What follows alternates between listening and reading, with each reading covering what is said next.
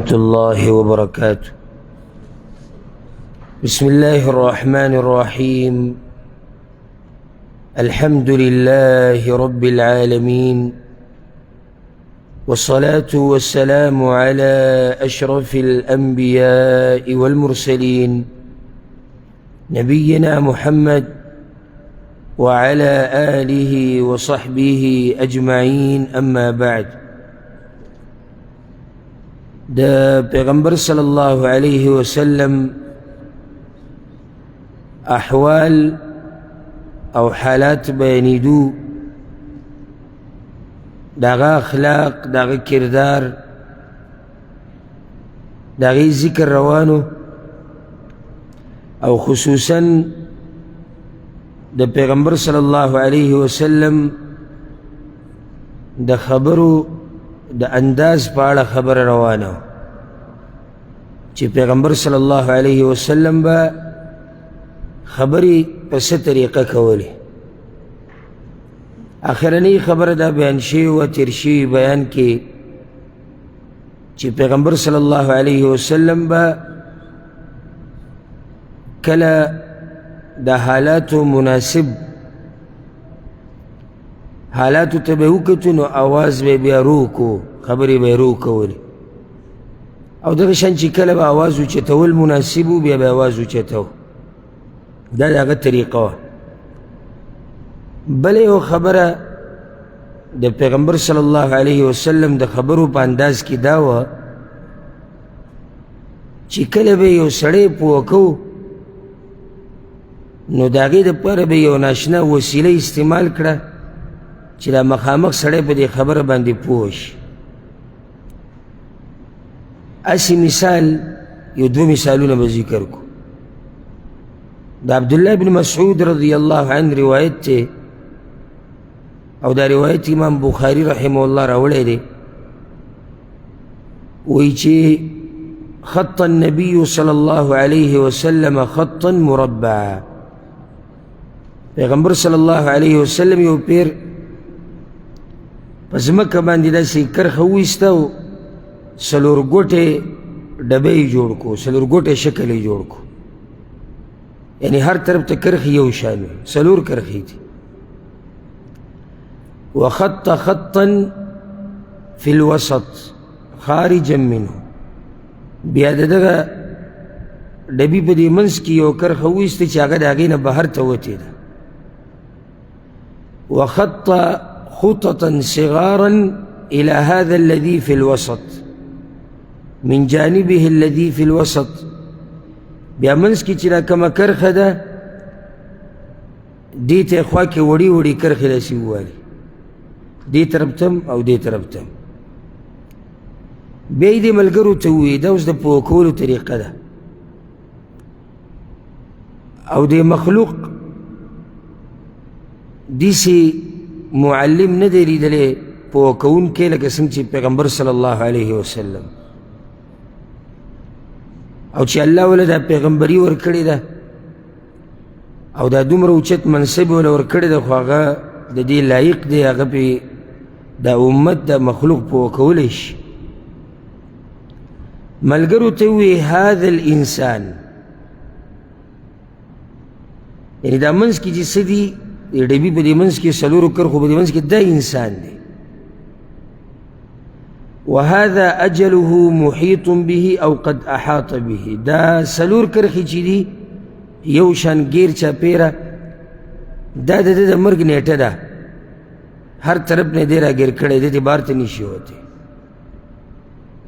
وهذا الذي هو خارج امله، دا کم کرخ چی باہر تا ہوتی دا دا دا امیدون و ارمانون دی،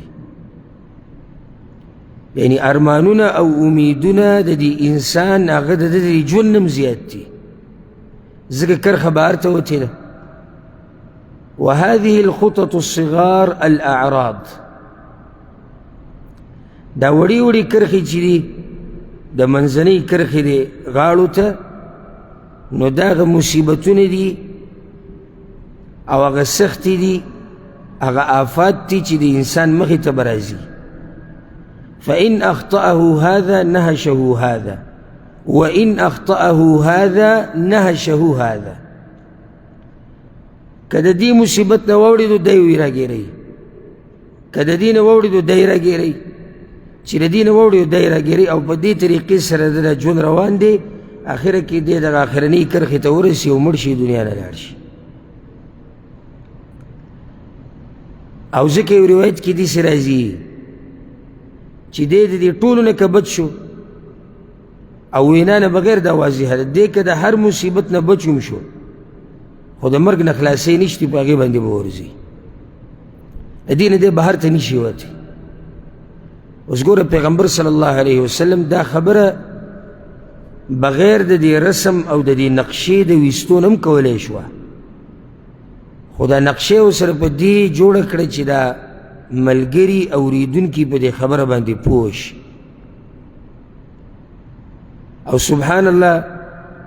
د حدیث کې خو ډېرې فایدې دي، مقصد زموږ دا نه چې د حدیث نه فواید راوباسو، خو لویه فایده پکې هغه دا ده چې اوږده ارمانونه او اوږده امیدونه ساتل داسې پالتو کار دی. دومره سوچ او فکر کوه چې ستا دا شته ژوند پې برابر رواني. بله خبره، دا کم ملګري چې شکوي شکایتونه کوي په مخه، ماته دا مسله ده او ماته دا مسله ده، دا هر چاته ده.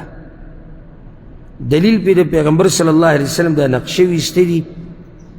چې د دې منځنۍ کرښې غاړو ته هر طرف ته وړې وړې کرښې دي، دا مصیبتونه دي، دا آفتونه دي، دا د دې ژوند سره تړلی شوي دي. خو دومره ده چې څوک صبر کوي، شکوي شکایتونه نه کوي، هغه خپلې مسلې هغې ځان سره ساتلي دي او په هر حال کې د الله شکر ادا کوي. او یو نیم دغه دی چې کوم ځای کې کیني جو فریاد او جړه او ناشکري والعیاذ بالله دا د هغه عادت دي. همدغه شان یو روایت دی د عبدالله بن مسعود رضی الله عنه، او دا حدیث امام احمد راوړی دی. عبدالله بن مسعود وی چې ملګري د پیغمبر صلی الله علیه وسلم خوا کې ناسو، وی خط لنا رسول الله صلی الله علیه وسلم خطا، پیغمبر صلی الله علیه وسلم داسې یو نیغه کرښه وویسته په دې ځمکه، نیغه. بیا وی هذا سبیل الله، دا لاره د الله ده، نیغه لاره ده د الله لاره ده. ثم خط خطوطا عن یمینه وعن شماله، دی خی طرف ته هم کرښې وویستې، د دې نیغې کرښې خی طرف ته، او د ګس طرف ته یې هم کرښې داسې وویستې وړې وړې. بیا وی هذه سبل متفرقه، دا اوس وی قسمه قسم لارې دي، یوه لار نیغه تلې ده خو خی طرف ته هم لارې شتي، ګس ته هم لارې شتي. على كل سبيل منها شیطان يدعو الیه، او په هر لار باندې یو شیطان ولاړ دی، دغه لارې ته خلک رابلي. بیا وی د قرآن کریم د آیت وی وان هذا صراطي مستقیما فاتبعوه، الله وی چې دا زما نیغه لار ده، په دې روان شي، د دې تابعداري کوئ. ولا تتبعوا السبل، او په دې ډېرو لارو پسې مه ځئ، ګینې د دغه نیغې لارې نه به تاسو واړئ. اوس ملګري یې پوه کړو، ګوره چې نیغه لار د قرآن او حدیث لار ده، نیغه لار تلې ده. که معمولي تې ښی او ګس ته شوې نو تباه کېږي، دا یقیني خبره ده. د دې حدیث نه دا فایده م راووته، په هره لار شیطان ولاړ دی. دا شیطان لازم نه چې دا به پیری شیطان وي، دا پیری شیطان هم دی، نو دا په انسانانو کې هم شتي. د یو خیرخوا په شکل کې به لګیایي، د یو مولا په شکل کې به لګیایي، د یو مشر په شکل کې، او تا به اړی د دې نیغې لارې نه. بله مسله تې دا راووته چې حق یو دی، د حق لارې یوه ده او د باطل لارې ډېرې دي. دا خبره غلطه ده چې منزل د ټولو یو دی او لارې جدا دي. باز دا وی چاته څه مه وایه مړه، ولې؟ وی منزل اسم د ټولو یو دی، خو صرف لارې جدا دي، لار جدا نشي کېدی. منزل بم یوي لار بم یوي دیز کې پیغمبر صلی الله علیه وسلم دا لارې داسې راته وکړي نه دي جنت ته چې یو دغه لار راغلې ده بله دا ده بله نیغه ده بله د برې نه ده بله کتې نه داسې خو یې نه دي ویلي یوه لار ده چې تا جنت ته رسوي لار د الله لار د رسول الله صلی الله علیه وسلم لار د قرآن او د حدیث بس بله لار نشتی چې تا جنت ته ورسوي او د دې نیغې لارې نه چې اوړي د ګمراهۍ طرف ته ځي الغرض مقصدی خبره دا وه چې پیغمبر صلی الله علیه وسلم به کله ناکله ملګري په دې طریقه پوه کول چې یو نقشه به یې ورته جوړه کړه او دا د پوهه استاذ او د هوښیار استاذ طریقه ده چې دې شاګردانو ته خپله خبره په هر ممکنې طریقې سره رسول غواړي مقصد پیغام رسول دی او دا خلک پې پوه کول هم دي صرف دا نه چې ته خبره بیان کړي خبره بیانول نو دا خلک په دې خبره باندې پوه کول د هغې دپاره کوشش پکاري ښه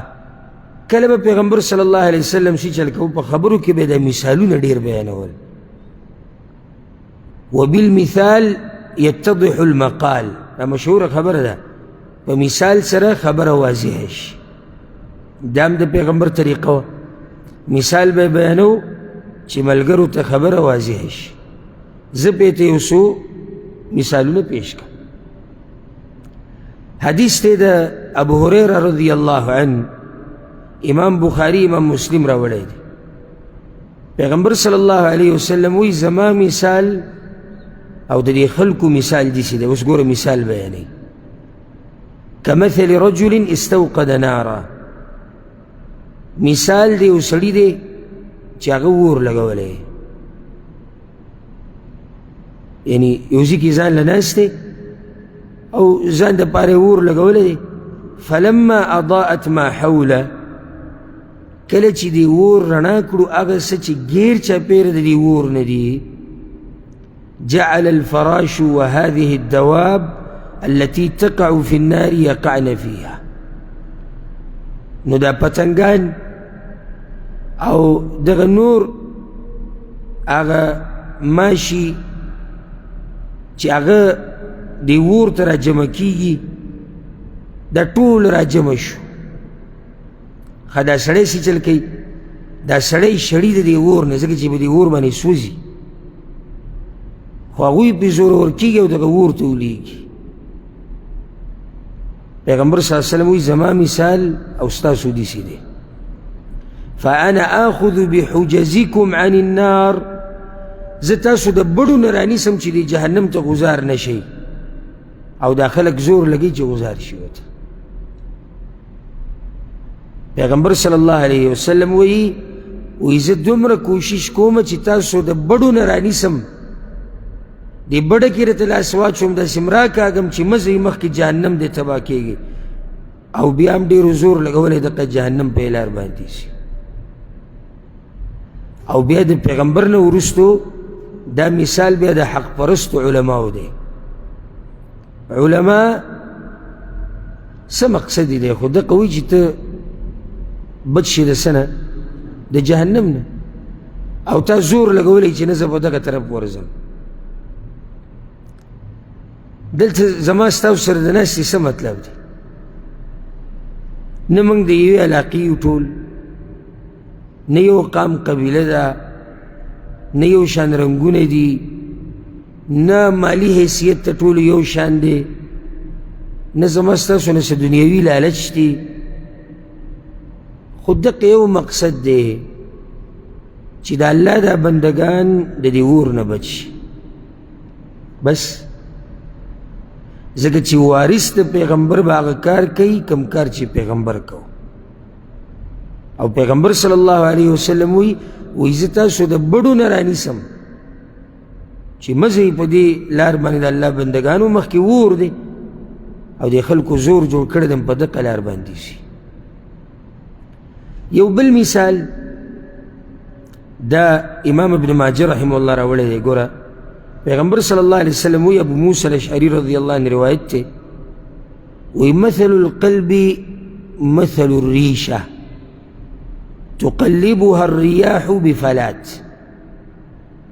د زړه مثال داسې دی لکه د مرغۍ دا بڼه نه بڼه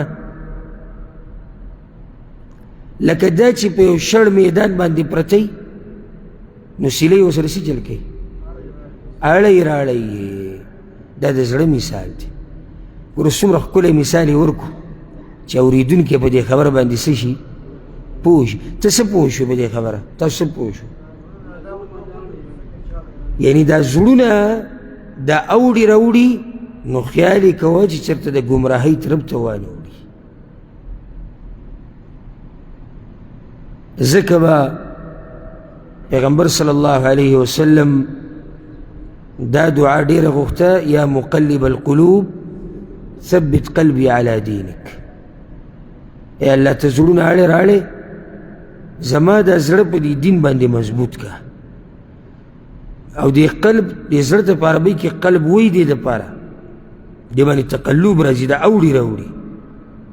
یو شاني لږ ساعت کې بیا بل شاني بیا بل شاني او بیا بل شاني داسې د چا دا 100% اعتماد دی چې زما د زړه به دغه شان په ایمان باندې مضبوط وي بلکې چې یو سړی یعنی کلک دیندار خو به نه وایو خو ګزاره حال دینداره چې ده ته د وعظ او نصیحت یو هفته دوه داسې ونه کړو که نه د ده هم زړه ګډوډ کېږي او د زړه حالت به تعالی معلوم شي چې کله ته فیسبوک او ټیک ټاک او یوټیوب ته کښېنې بیا به ستا د زړه پته ولګي چې دا زړه دې دغه طرف ته اوړي او که نه اوړي دغسې کې به د ایمان بیا پته ولګي چې ته د خپل نظر حفاظت کولی شي او که نه شي ته د ټنګ ټکور نه غوږ بندولی شي او که نه شي ته حرام ته د کتو نه ځان ساتلی شي او که نه شي دا دغه ځای کې پته لګي بیا په دې لږ ساعت کې د چا زړه واوړي بدل شي د دې څه پته لګي سبا له دا زړه له منډه کفر ته واوړي او داسې ګمراهۍ ته واوړي چې د قرآن او د حدیث نه دې لرې ویسي اوس په شړه ځمکه کې یو بڼه پرته ده او په هغې باندې سیلۍ راچلیږي د یو طرف او د بل طرف او د دې سره به څه حال وکړي یو ځای ته به وړي بل ځای ته به وړي دغه شان دا زړه دی او دا سیلۍ دا د فتنې دي که ځان دې په دین باندې مضبوط نه کړو که نه او تابعداري د الله او د الله د پیغمبر دې ونه کړه دا زړه به دله دا فتنې دقه شان وړي راوړي یو ځای ته او بل ځای ته یو ځای ته او بل ځای ته او نن سبا خو ډېرې فتنې راوتې دي زه کمه کمه تاسو ته بیان کړم فتنه د مال فتنه د ښځو فتنه د بچو فتنه د سیاست فتنه د انټرنیټ فتنه د شهرت ځان مشهورول دا هم نن سبا یو فتنه راوتې ده او څه عجیبه دور دی چې څومره بې باکه او بې شرمي کې دومره به مشهورېږي څومره چې فحاشي خورې مشهورېږي به او څومره چې قام قبیله شرمې پښتانه شرمې دومره به مشهورېږي نو د هغه خو هم کار دغې سره دی چې څه شم مشهور شي او مقصد دا دی چې مشهور شي ویډیو وچلیږي خلک یې صفت وکړي سبا لکه چېرته ګڼئ چې خلک ورسره تصویر وباسي چې هغه شرمېدلی دا دی اوس دا چې راجمع شوي دي او د ده نه تصویر وباسي دا ګورې د ده نه جدا نه دي سم خیال دی یو شی دی خو دغه لا مشهور شوي نه دي او دی مشهور شوی دی دا حقایق دي ګورې اوس که ماته کې او یو سړی بې شرمه کارونه کوي یا د فحاشۍ مړ مې که زه د سره کینم نه تصویر نه وباسم له ده پسې ګرځم ځکه چې زه دا ویم چې ما او ده کې فرق دی زما او د ده لیول جدا دی موږ د یو لیول خلک نه یو زما او د ده تربیت جدا شوی دی زما او د ده دینداري جدا ده زه څنګه د ده سره یو ځای کېږم نو چې هر څه وکړو نن سبا خو به یې ځان مشهوره وه دا هم یو فتنه راوتې ده او عجیبه خبره زموږ دا پښتانه دومره سادهګان دي دا نور قومونه نه دا نور د دوی په منځ کې هغه سړی مشهورېږي چې هغه د کار سړی زموږ پښتانه لکه اوس ته د دروغو لطیفې بیانې که نه لطیفې بیانې ویډیوګانې کې دا پښتانه به ټول تا ته نشه پراته وي ستا د دقه دروغو دا لطیفې به اوري او خوشحاله وي ښه دوه پښتانه لګیا دي یو بل ته کنځلې کوي په پروګرام کې ته دیسې او دیسې دې ته به په زرګاو خلک ناسي دوه درې ګنټې دا کنځلې به اوري تاسو دې قوم په باره کې څه وایي دی به مخکې لاړ شي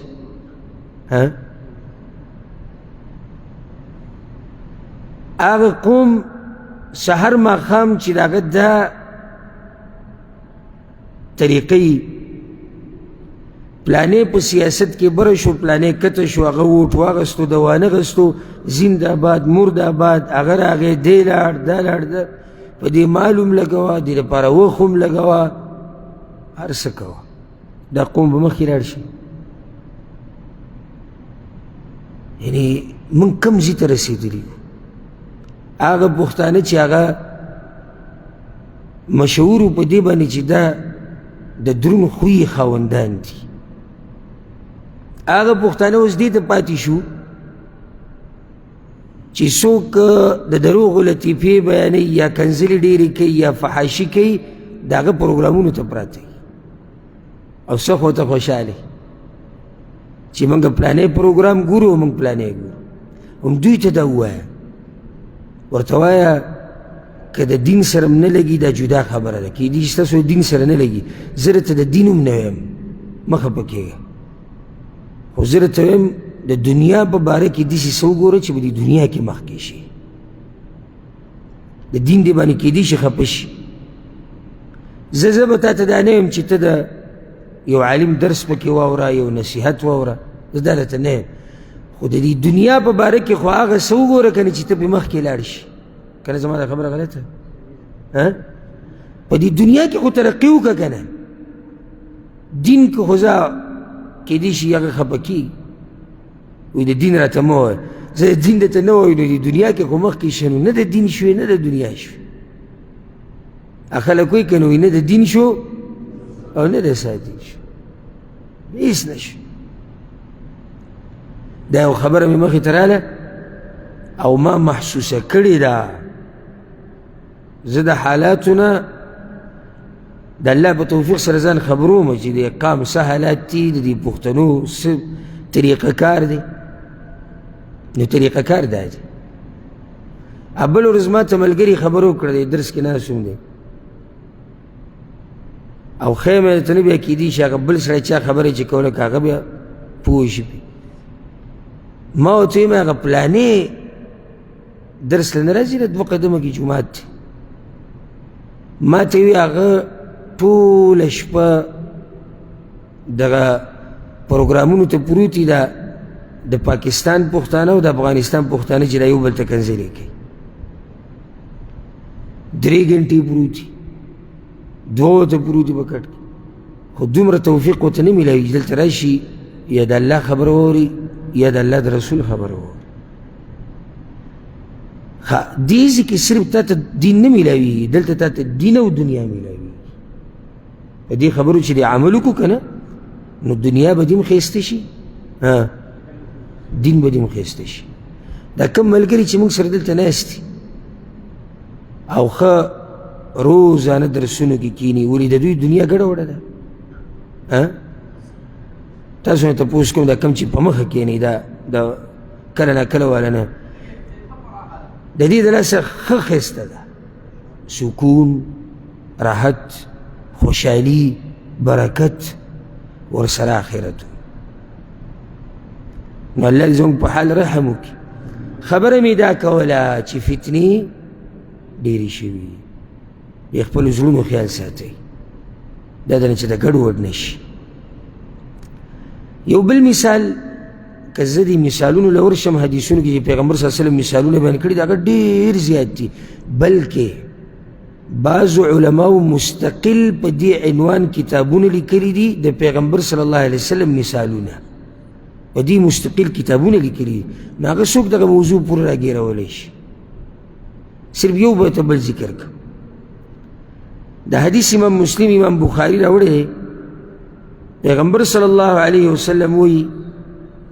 مثل البيت الذي يذكر الله فيه والبيت الذي لا يذكر الله فيه مثل الحي والميت. یو روایت کې داسې دي د امام بخاري الفاظ دا دي مثل الذي يذكر ربه والذي لا يذكر ربه. مثال دا هغه سړي چې خپل رب یادوي او دا هغه چې نه یادوي، مثال د مړي او د ژوندي دی. اوس ګوره پیغمبر صلی الله علیه وسلم د خبرې وضاحت په څه سره وکړو؟ مثال سره. یو سړی الله یادوي، یو سړی دی الله نه یادوي، د الله ذکر نه کوي، دا مړ دی دا ژوندی دی. دا چې الله یادوي دی ژوندی دی ځکه چې زړی ژوندی دی. حالانکه ژوندی خو دا بل هم دی، خو ژوند کم مراد دی؟ د زړه ژوند مراد دی. او د زړه په ژوند سره دغه یو ژوندی دی دا کم چې د الله ذکر هر وخت کې، دا بل خو مړ دی. کله به پیغمبر صلی الله علیه وسلم تشبیحات استعمالول. تشبیح په عربي کې څه ته وایي؟ لکه د یو شي مشابهت د بل شي سره ورکول چې اورېدونکی په خبره باندې څه شي پوه شي. لکه دا واله مثال امام حاکم دا روایت راوړی دی، عبدالله بن عمرو بن العاص رضی الله عنهما وی پیغمبر صلی الله علیه وسلم وی ان الایمان لیخلق في جوف أحدكم كما يخلق الثوب الخلق فاسألوا الله أن يجدد الإيمان في قلوبكم. پیغمبر صلی الله علیه وسلم وی دا ایمان نه دا ایمان ستاسو په دې سینو کې چې وی کوم ایمان دی دا ګورې زړیږي لکه څنګه چې یو کپړه زړیږي. د ایمان تشبیه سره ورکړه کپړې سره. کپړې لسی چې دي زړیږي او چې په یو ځای دې پرېښوده کیدای شي چې څه شي، یعنې چې دې پرته ده او پرته ده کیدای شي خرابه شوي ته راوالې او هغه د کار هم نه، ځکه چې خیال دې وله ونه ساتو که نه. نو طریقه څه ده؟ دا کپړه به صفا کې، وخت په وخت به یې سرې کې، راوباسې به د المارۍ نه د پیټۍ نه چې کله پکې بین جوړ شي. د دې هر څه نه د ساتلو دپاره به ته دا کپړه وخت په وخت ګوري، ځکه چې دا کپړه زړیږي په یو حال نه. دغه شان دا ایمان چې وایي ستاسو په سینو کې پروت دی دا هم ګورې زړیږي. څه ناشنا تشبیه ورکړه. یعنی دا ایمان هم خیال ساتل غواړي. او ځکه وی الله ته دا سوال کوي چې یا الله زموږ ایمان نوی کا، ځکه چې ایمان څه کېږي؟ زړیږي لکه څنګه چې کپړه زړیږي. نو د ایمان د نوي کولو طریقه سره د ټولو نه اولنۍ دعاګانې وغوښته. نو دویمه د الله ذکر، دریم توبه ویسته چې سم زړه کې راځي. ایمان په څه سره؟ د خیر کار کول،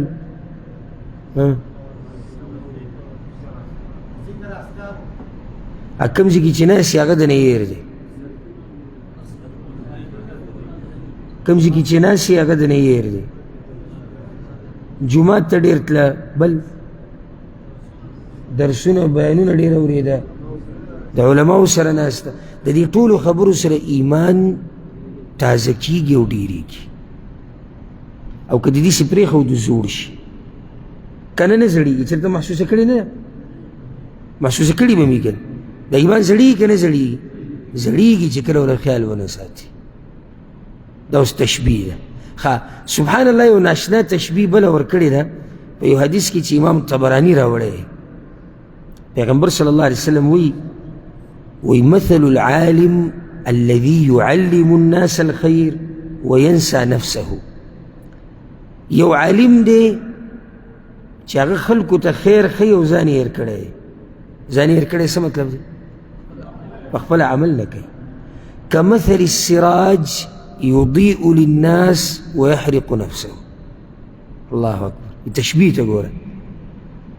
لکه یو ډیوه چې نورو ته رڼا ورکوي او ځان سیزي. د دې عالم مثال د څه سره شو؟ تشبیه د څه سره شوه؟ ډیوې سره شوه. تشبیه په څه کې ده؟ نورو له فایده ورکوي او ځان خرابوي. ځان څنګه خرابوي؟ دا د دې نه جوړه خبره ښایسته کېدی شي. ځان څنګه خرابوي؟ ولې تباه کړو؟ نه، ځان په دې خرابوي چې یو خبره ورته معلومه ده او عمل پرې نه کوي. دې ځکه اوس پیغمبر صلی الله علیه وسلم تشبیه ورکړې، دا د وضاحت دپاره. ښه، کله به پیغمبر صلی الله علیه وسلم اشارې استعمالولې، اشارې به یې کولې، او د دې اشارو په باره کې ځان له موضوع را روانه ده. د پیغمبر صلی الله علیه وسلم اشارات ډېر زیات دي، زه به ته ذکر کوم انشاءالله. کله به اشارات کول، په لاس به اشارو سره به سړی پوه کو چې دا مخامخ سړی په دې خبره ښه پوه شي. ځکه یو حدیث کې راځي، امام بخاري امام مسلم راوړی دی، پیغمبر صلی الله علیه وسلم وایي ان المؤمن للمؤمن کالبنیان. د مسلمان او د مسلمان د دوی په خپل منځ کې دا رابطه داسې ده لکه یو دیوال یشد بعضه بعضا. د دیوال یو بل نیولی کړ، د خښتو یو بل نه راټینګ کړی. دغسې مؤمنان دي. راوي وایي وشبک اصابعه، دا لاسونه یې داسې دا اشاره ولې وکړه؟ اورېدونکی پوه شي. وایي د مؤمنانو مثال دا دی، دا یو بل یې نیولي دي. دا یو طریقه ده. ها یو پیرې دا ووایي، حدیث امام بخاري امام مسلم راوړی دی، وایي بعثت انا والساعة كهاتین. زه او قیامت داسې راغلی، دوه ګوتې یې ونیوې. وضم السبابه، دا سبابه ګوته داسې اوچته کړه، والوسطى او دا منځنۍ داسې. اوس د دې یو مطلب دا دی چې موږ ډېر نږدې راغلي یو، ځکه چې ما پسې بیا بل پیغمبر نشته او په دې امت پسې بل امت نشي، قیامت را روان دی. بعض علما وایي فرق موږ کې دا دی، لکه دې ګوتې ته وګوره او دې ته وګوره، دا د پیغمبر د راتګ او د قیامت په منځ کې فرق دی، یعنی فاصله لږه ده. ګوره د اشارې سره ملګري پوه کړو، موږ وایي داسې راغلي یو. یو حدیث کې داسې راځي، امام مسلم امام ترمذي راوړی دی، سفیان ابن عبدالله الثقفي رضی الله عنه وایي ما پیغمبر صلی الله علیه وسلم ته وی یا رسول الله یو داسې خبر راته وښیه چې مضبوط یې راونیسم. وی هغه راته وی چې داسې وایه چې زما رب الله دی او بیا په دې خبره مضبوط پاتې شه. وی ما ورته چې یا رسول الله ما اخوف ما تخاف علی، د کمې خبرې نه په ما ډېر یېرېږي. وی فاخذ بلسان نفسه ثم قال هذا، نو دا خپله ژبه یې راوویسته سې، وی دې نه یېرېږم، دا یره مې په تا باندې شتي. معنی څه ده؟ یعنی استقامت به تا ته هله نصیب شي چې د دې ژبې د حفاظت وکړو. زه یېرېږم که د دې د خیال ونه ساتو نو سفیانه ته به خراب شي. اشاره وکړه که ونه کړه؟ ویې کړه کوم طرف ته؟ ژبې ته. دې سره ملګري څه شي؟ ښه پوه شي، ژبه یې ورته وښووي. دا ښه. یو حدیث کې پیغمبر صلی الله علیه وسلم وایي التقوی هاهنا، بنیادي او بنیاد د تقوا دلته دی. ویشیر الى صدره 3 مرات، 3 پیرې داسې اشاره وکړه، وایي دا داسې بنیاد د تقوا دلته دی او دلته دی، اشاره وکړه. انشاءالله د اشاراتو باره کې ډېره ښایسته موضوع را روانه ده. ښه، د پیغمبر صلی الله علیه وسلم په خبرو کې یو بله طریقه د هغه دا وه چې د ملګرو سره به حوار کو، اسلوب الحوار ورته په عربۍ کې. حوار یعنی خبرو کې څه واخله څه راکړه. څه واخله څه راکړه څه مطلب دی؟ په دې به څوک به وکړي؟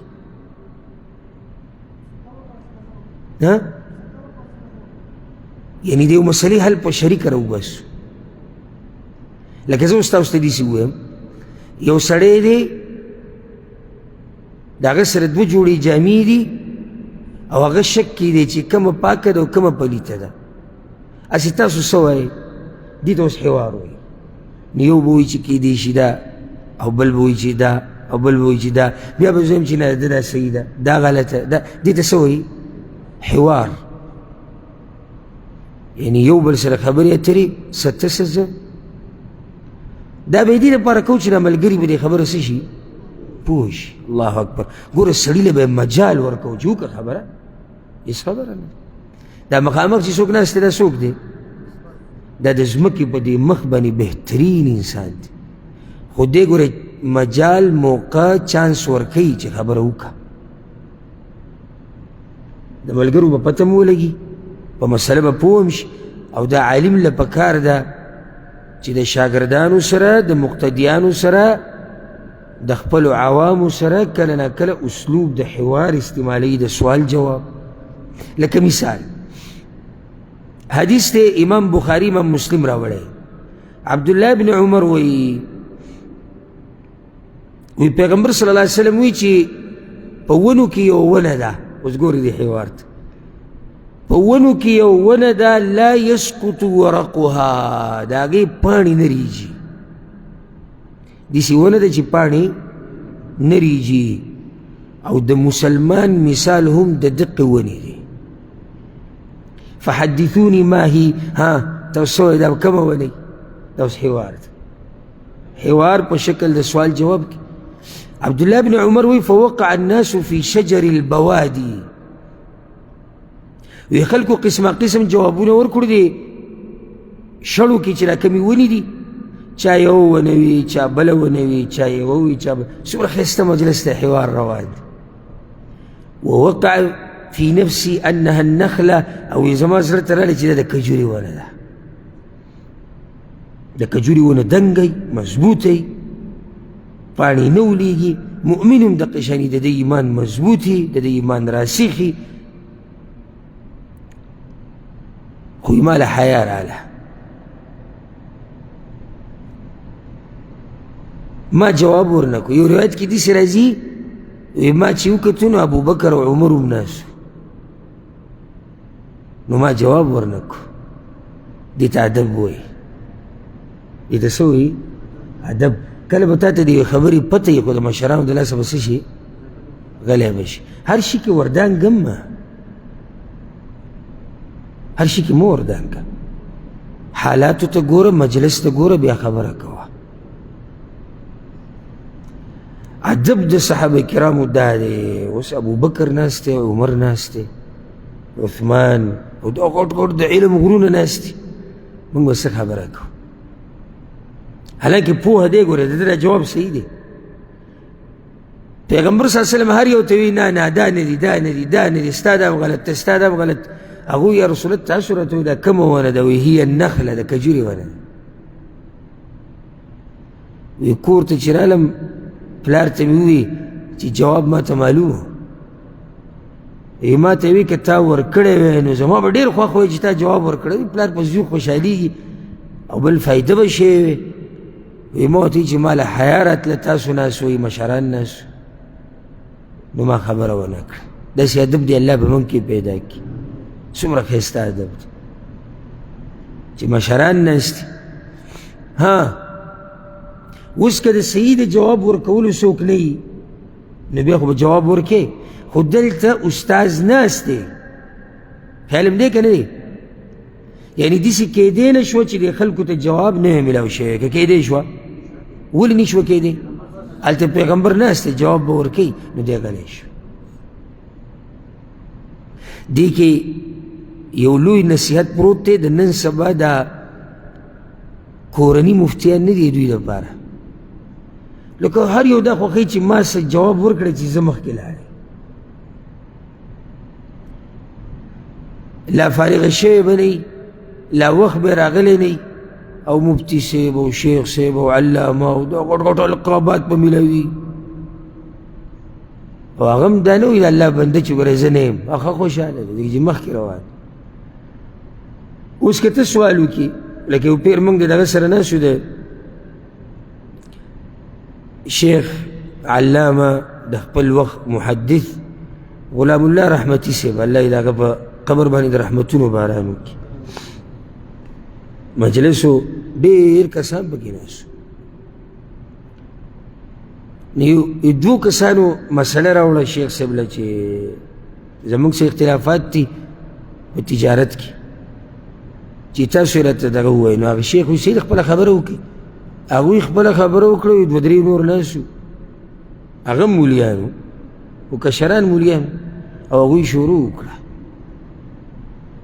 او شیخ صاحب بالغ ته ډډه لګولې وه پروت و چې عمر د هغه زیات و هغه اکثر ډډه یې چې لګولې او دقه درې وړو ته ګوري دا کیسه یې چې راغستې ده دا جواب چې ورکوي چې ونه شوه نو ما هغه کسانو ته دا ور نږدې شو ما یې دا شیخ صاحب څه دپاره ناست دی موږ ته پته دی چې تاسو پوه یو دا سړی څه دپاره ناست دی دا سپین ږیری عالم مشر په دې مجلس کې ناست کسان خو هغه ته مسله اوري تاسو نه چا جواب غوښتلی شیخ صاحب ما ته یې پرېږده ما نه شیخ صاحب چې تاسو ناست یې موږ له خبرې مناسب نه دي چې ویې کړو د دې جواب به ما ته هم معلومي خو دا مشر چې ناست دی ها که مشر ووایي چې جواب ورکړه بیا صحیح دی ام طریقه دا ده شیخ صاحب که ستاسو اجازت دي هغه یو اجازت خبره وکړه خو د هغې نه مخکې څنګه خبره کړې دا مشر ناست نه دی ادب عامو مجالسو کې هم دغه شان د هر چا خولې ته به نه وردانګې په مجلس به یو نظر واچوې چې دې کې څوک ناست دي هغه پلانې عالم ناست دی هغه پکې سپین ږیری ناست دی هغه د معاشرې یو معزز سړی پکې ناست دی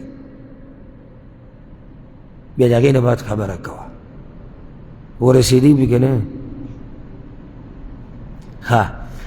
سبحان الله د پیغمبر صلی الله علیه وسلم د احوال چې موږ بیانو ګوره دې کې لویې فایدې دي صرف دا نه چې موږ د پیغمبر د احوالو نه خبرې یو موږ ته پکې ډېرې فایدې میلاویږي که نه میلاویږي هر یو حدیث کې بې شماره فایدې دي دا اوس حوارو یو بل حدیث کې راځي د حدیث امام بخاري امام مسلم راوړی ابو سعید الخدري رضی الله عنه وایي چې پیغمبر صلی الله علیه وسلم یو پیر موږ ته ووایي دې ملګرو ته ایاکم والجلوس علی الطرقات په دې لارو کوڅو کې مه کښېنئ یعنی بعض صحابه کرام به دا عادتي که ستاسو خیالي کیلو کې او علاقو کې عادتي داسې یو ځای جوړ شوی دا خلک راوځي هلته کښېني ګپ شپ لګوي نو پیغمبر صلی الله علیه وسلم دې ملګرو ته تاسو مه کښېنئ په دې لارو کوڅو کې هغه وی ما لنا بد انما هي مجالسنا نتحدث فيها یا رسول الله دین علاوه زموږ بله لار هم نشته دا زموږ بیټکونه دي موږ کښېنو موږ پکې خپلې خبرې اترې کوو دا حوار دی خبره سواله سره که دې ته وایي سواله سره یعنې څه زه کوم څه ته وکړه پیغمبر صلی الله علیه وسلم ورته فاذا ابیتم الا المجالس اوس که تاسو یعنی نه منئ او وایي چې لکه زموږ دقه ځایونه دي موږ کښېنو نو بیا د دې لارې حق ادا کوئ قالوا وما حق الطریق د الله پیغمبره د لارې څه حق یې وایي حق د لارې دا دی چې د سترګې حفاظت وکړي ځکه چې لاره باندې خو به ډېر خلک تېرېږي راتېرېږي نو دغه شان چاله به تکلیف نه ورکوې بلکې تکلیف دې شی به د لارې نه لرې کوې درېیم که څوک د باندې سلام واچوي جواب به ورکوې نو څلورم د ښه کار به وایې خلکو ته او د بد نه به یې منع کوې دا د لارې حق دا اوس حوار یعنې څومره ښایسته خبره وشوه منځ کې او ملګري به پوه هم شو کله به پیغمبر صلی الله علیه وسلم قصې بیانولې د قصو کې هم فایدې بلکې سبحان الله دا د انسانانو فطرت دی چې قصې ډېره خوښوي دا د ټولو انسانانو فطرت دی څه خوښوي قصې خوښوي لکه که هغه یو دینی عالم او که هغه دنیوي عالم خو چې خبره کوي او منځ کې قصې بیانوي نو خلک هغه ته ډېر متوجه کي دا قصه په سړي ډېره خوږه لګي چې د دې به څه انجام وي او دا به څه شي او دا به څه نه شي نو قصې بیانول شتي شریعت کې خو کومې قصې چې ثابت وي با سند دی با سند خو یا د قرآن او حدیث قصې دي یا تا سره واقعي را پېښه شوې قصه ده یا تا د یو چا نه اورېدلې ده ښه په صحیح سند سره تا ته اورېدلې ده او د هغه سره واقعي را پېښه شوې ده یو خو دغه قصه ده که نه پرون چې ابو بلال وکړه د هغه سړي او د هغه میلو دغه هم اوس قصه وه پرون وشوه دا قصې رښتي بلکې دا دین تباه کړی دغه مولیانو دی د قصه ګو مولیانو دا چې د بزرګانو دا بې سنده قصې بیانوي یو بزرګ وی روانو په هوا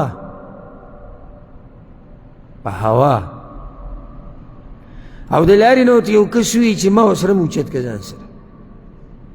هوا هم داسې نشه بلکل اوهو داسې اوده پراته وي که نه ورته سبحان الله او فلاني ځای کې چې دی د قبر نه لاس راووتو او یو سړی وي د پیغمبر صلی الله علیه وسلم قبر له ورغی وږی ډېر په مینه ورغی جټکه د خوب پې راله خوب کې ولیدو چې پیغمبر وله روټۍ ورکړه چې راپاسېدو لاس کې روټۍ هوا هم په جړه شي تاسو ته خو ما ویلو یو کس بیان کو څه اجتماع غونته کې وه د دې امیرانو صاحبانو دنیا خلک ناست دي دا خلک یې راجمع کړي دي نو په اوله کې څه وي د دې نه مخکې چې دا نور کسان بیانونه شروع کړي یو زیری واورئ ما ته نن وی پلانی مولوي صاحب ټلیفون وکړو دې قیسې اکثر دي شروع کېږي پلاني ځای کې یو مفتي واغوي پلاني ځای کې یو مولانا واغوي ټلیفون یې وکړو په خوب کې پیغمبر صلی الله علیه وسلم ولیدو او پیغام یې ورله ورکړو چې دغه اجتماع له چې څوک راځي نو زما سلام پې ووایي او خلک په جړا شو خو ولې سمې وجړل که نه سمې وجړل و دا قصې په شریعت کې نشتي او ځکه امام مالک رحمه الله به وی چې د جومات په ګوټ کې اور ولګي که نه دا مې د دې نه خوښه ده چې یو قصه ګو مولا پکې ناست یو قصې بیانوي ځکه چې اور به دومره نقصان ونه کړي لږ ډېر نقصان به وکړي او بیا به خلک څه کړي مړ به یې کړي خو دا قصه ګو مولا خو دله د ایمان بیخ بنیاد وباسي نو قصې شتي الحمدلله قرآن کې ښه ډېرې دي حدیثونو کې شتي بیانوي اوس هغه قصو له نظم پیغمبر صلی الله علیه وسلم د پوخانو ډېرې قصې بیان کړي دي لکه قصه د جریج معلوم وي تاسو ته هغه عابد چې قصه د هغه درې کسانو غار کې چې نښتي وو قصه د هغه کس هغه سل کسانې چې وجلي قصه د هغه ماشوم د مور په غېږ کې چې خبره کړې وه قصه د هغه برګي او د هغه ړون او د گنجي او نورې ډېرې قصې بیان کړي دي که نه دي دا دغه انداز وښه نو عالم به کله په خبرو کې څه بیانوي قصې به هم بیانوي ښه سبحان الله د پیغمبر صلی الله علیه وسلم په خبرو کې یو ناشنا خبره چې یو شی به بدي شو نو دا به ذکر کړه دا خبره چې زما دا کار بدي شو خو هغه سړی به یې نه ذکر کوو چا چې با کار کړی و څومره ناشنا طریقه ده لکه عایشه رضی الله عنها وی امام ابو داود دا حدیث راوړی وی چې کله به پیغمبر صلی الله علیه وسلم ته دا خبره راورسېده چې پلانی دا کار کړی دی لکه کس به ورته وښوی شو نو وی داسې به نه وي چې ما بالو فلان یقول داسې چلی چې دغه کس دا خبره کړې ده نه په منبر به وي ما بالو اقوام یقولون کذا وکذا دی بعضو له سی چلی دا خبره کوي او دا خبره کوي دی بعضو له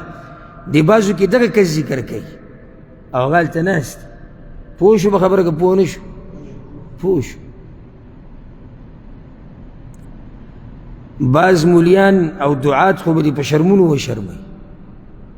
پوره هسټري دله بیان کی په منبر باندې. په هغې کې دومره فایده نه چې څومره پکې نقصان.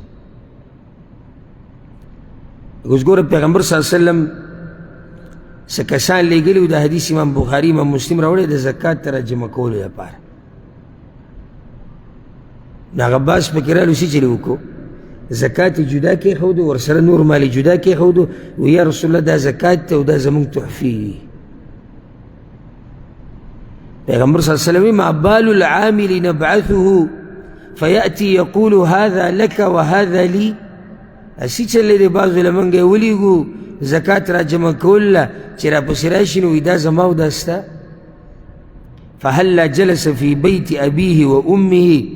فینظر ایهدا له ام لا، نو دی بیا کینی دا مور و دا پلار پا کور کی چی دل سوک هدیه ورکی و که نه ورکی، یعنی دا هدیه ولی ورکڑی دا زکات پسی تلو، نو دا هدیه خود جایز نشوه. دا دغه کس خو له ده سره رابطه نشتی که نه، که رابطه وی دی د مور پلار په کور کې کیني بیا دې وله هدیه ورکړي. اوس دلته کس خو نه، وایي داسې چل دی بعضو له. یو حدیث کې داسې راځي، امام بخاري امام مسلم دا حدیث راوړی دی، عایشه رضی الله عنها وایي چې پیغمبر صلی الله علیه وسلم یو پیر کار وکړو، نو بعضو خلکو دا او پیغمبر صلی الله علیه وسلم پکې اجازت هم ورکړو چې دا کار کولی شي. نو دی بعضو وی موږ به یې نه کوو، یعنې زموږ دپاره نه کول غوره دی، خو پیغمبر دی ځه. وی پیغمبر صلی الله علیه وسلم چې کله خبر شو تقریر یې وکړو، حمد د الله یې ووی او بیا وی ما بال اقوام یتنزهون عن الشیء اصنعه، دی بعضو له سی چل دی چې د هغه کارون نه ځان لرې ساتي چې زه یې کومه. په الله مې دې قسم چې په تاسو ټولو کې زیات د الله نه یریدونکی ګورې زه یم وایي. نو دې ځای کې کسان وو خو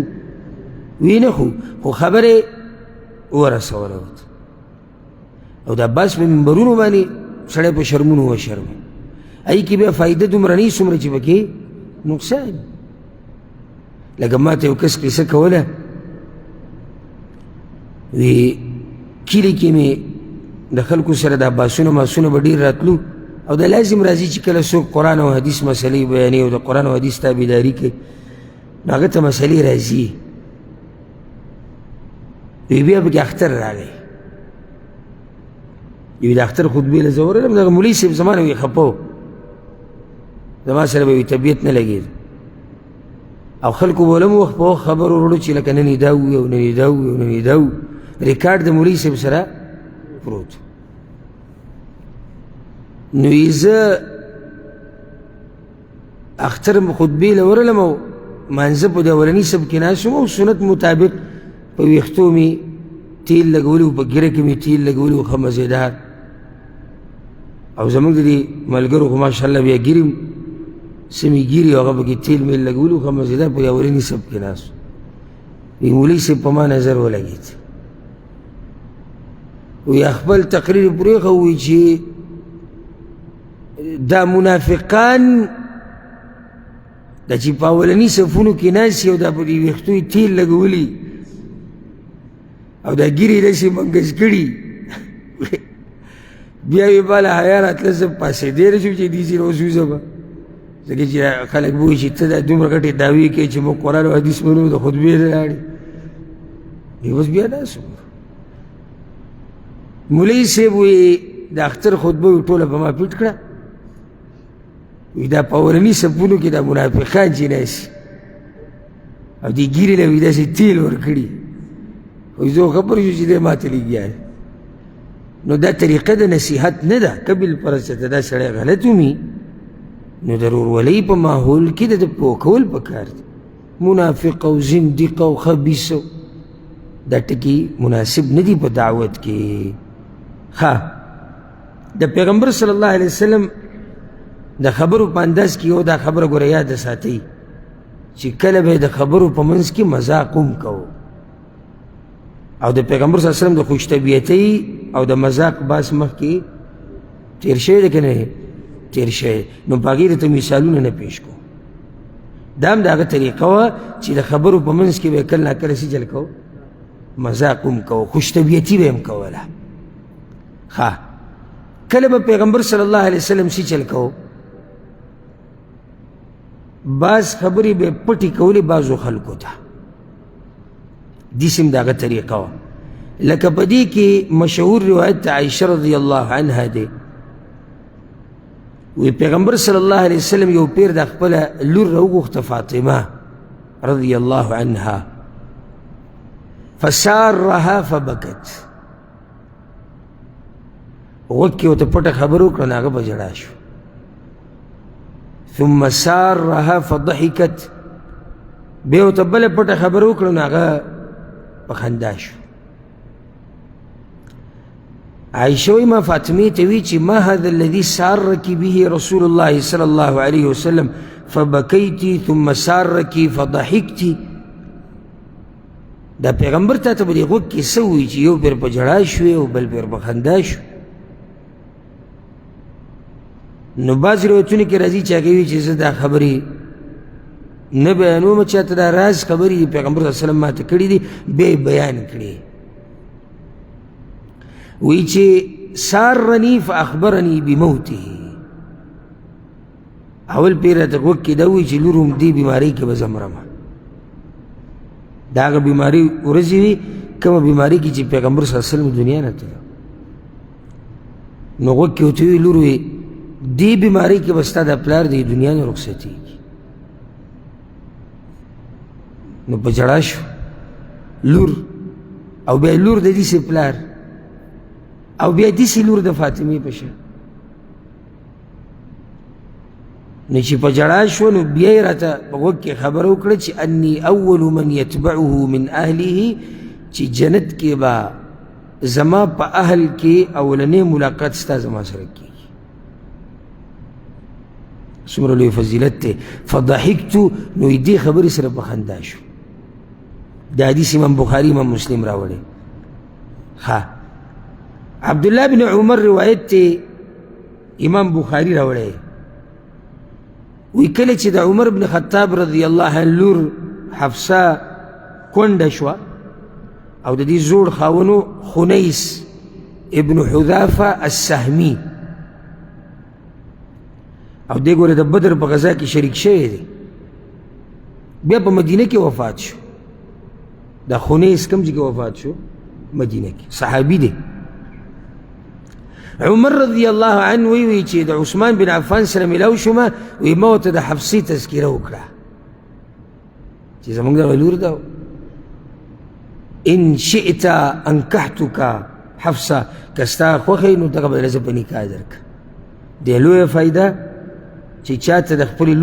لور خور ذکر کول دغې څه عیب نشتی چې کله تا ته یو مناسب انسان ښکاره شي پښتو مختو به راته نه کې دغه پښتو د دې بوټ لاندې کېده او دا بوټ مې داسې راکاږه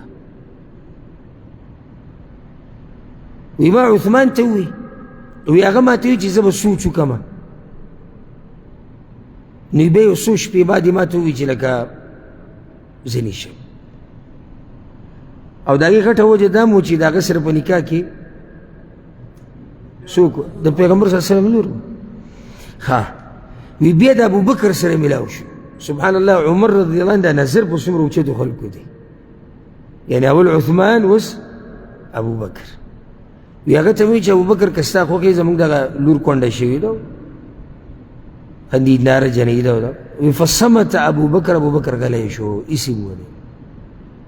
عثمان خو بیا هم خبره وکړه خو هغه غلی شو نو وی په دې زړه کې مې ابو بکر رضی الله عنه ته انتهایی غوسه راغله ولې هېڅ ونه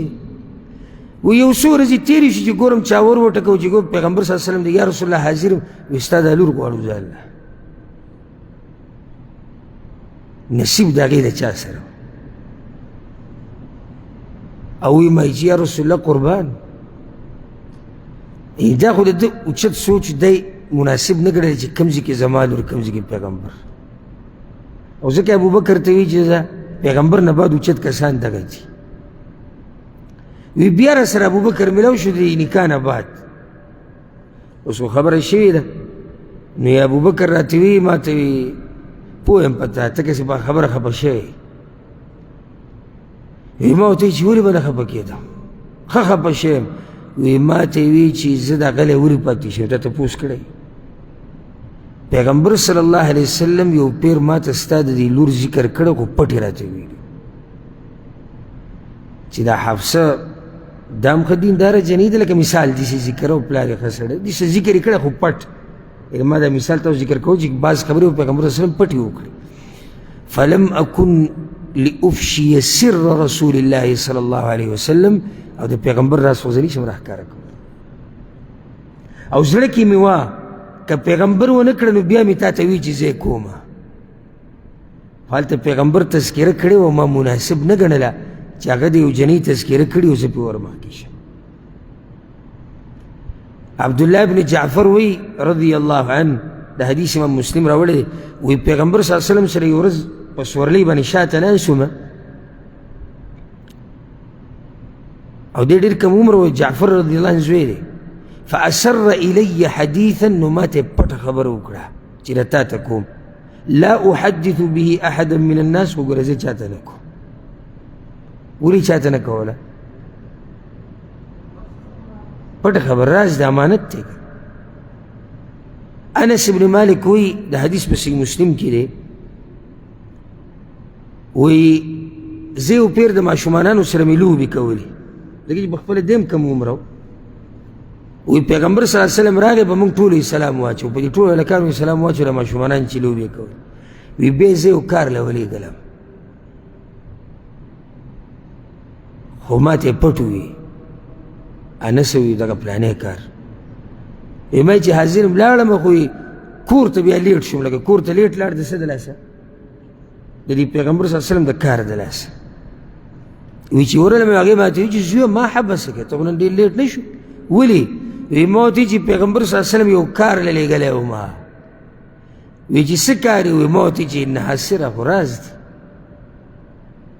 او چاته نه یم دا څوک دی خو تاسو ته پوه شي دی ولې داسې دی مور ورته څه ووی زویه لا تحدثن بسر رسول الله صلی الله علیه وسلم احدا خبردار د پیغمبر راز ګوره چاته بیان نه کړې چېرته ته خو د هغه سره یې ته خو د هغه خدمت کې چېرته پټې خبرې درته وکړي نو ګوره که څوک دې مړونکی خو چاته یې ونه وي داسې تربیت یې وله کړی و ځکه خو هغه دا ووي چې زه ګورې راز چاته نه یم څنګه چې اصل یي که نه داسې فرعي څنګه چې بنیادي دغه شان بیا مخې ته سلسله روانې څنګه چې ته یې داسې به دې اولادي څنګه چې ته د بچو په مخ کې کې دغه شان به هغوی کوي دا یاده که دا خبر خلاصه دا ده دا موضوع په دې راټوله کړو د پیغمبر صلی الله علیه وسلم خبرې چې د هغه په شان ښایسته خبرې والا په دې مخلوقاتو کې څوک نه و خوږې خبرې ښایسته خبرې داسې خبرې وي د هغه چې دا زړونه به یې د خلکو قیدیان کړو داسې خبرې وي د هغه چې یو بانډچي یا یو جاهل یا یو ماشوم هغه به پې هم پوهېدو د هغه داسې ښایسته خبرې وي چې اورېدونکي به وي چې ده دا خبرې کولی او ما اورېدې د هغه خبرې ډېرې نه وي لږې وي فایدهمنې به وي بغیر ضرورته خبرې به یې نه کولې او چې کولې به یې نو مخامخ کس به پرې ښه پوه کو دا خلاصه وه او په دې سره دا موضوع اختتام ته ورسېده د پیغمبر صلی الله علیه وسلم د خبرو انداز انشاءالله د روانې جمعې نه یو بله ښایسته خبر ده یعنی که د پیغمبر صلی الله علیه وسلم په دې احوالو کې ننوځي که نه هر یو خبره د بلې نه زیاته مزېداره ده یعنی سړی وایي چې یا الله او سبحان الله به ووایي تعجب به وکړي چې کومې ته ډېره مزېداره ووایي ځکه چې دا خبره چې د چا په باره کې کېږي د ده یوه خبره د ده یو انداز د ده یو خوی د ده ناسته پاسته د ده کردار د هغې څه ناشنا ښایست دی چې نه یې سړی په بیانولو ستړی کېږي نه سړی په اورېدو ستړی کېږي که نه داسې نه ده نو انشاءالله پر روانه جمعه کې به د پیغمبر صلی الله علیه وسلم د اشاراتو باره کې خبرې کوو اب ډېرې ناشنا اشارې کولې په دې لاسونو باندې ملګرو ته قسمه قسم طریقې سره دا به انشاءالله پر روانه جمعه کې بیانو الله سبحانه وتعالی دې موږ د پیغمبر صلی الله علیه وسلم په نقش قدم روان او څنګه چې الله موږ دلته جمع کړي وو دغه شان دې الله موږ او څوک چې دا بیان اوري او څوک چې یې الله دې موږ ټول جنت الفردوس کې یوځای کړي دا غسر هذا والله أعلم وصلى الله وسلم على نبينا محمد وعلى آله وصحبه أجمعين